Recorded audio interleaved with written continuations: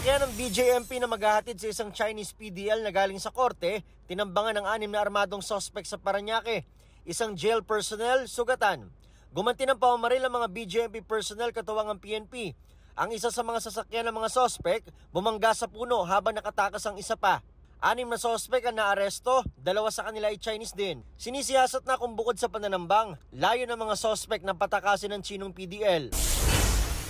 International lawyer na si Dov Jacobs na may karanasan na sa mga defense team ng ilang akusado sa International Criminal Court, itinalaga bilang associate counsel ng defense team ni dating Pangulong Rodrigo Duterte. Nakapirma na siya noong April 7 sa solemn undertakings na requirement ng ICC Code of Professional Conduct for Counsel.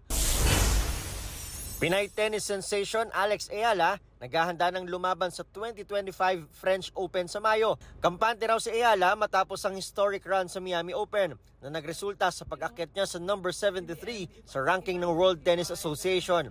Nico Wahe, nagbabalita para sa GMA Integrated News. In terms of putting up an academy, I'm still very... Huwag magpahuli sa mga balitang dapat niyong malaman. Mag-subscribe na sa GMA Integrated News sa YouTube.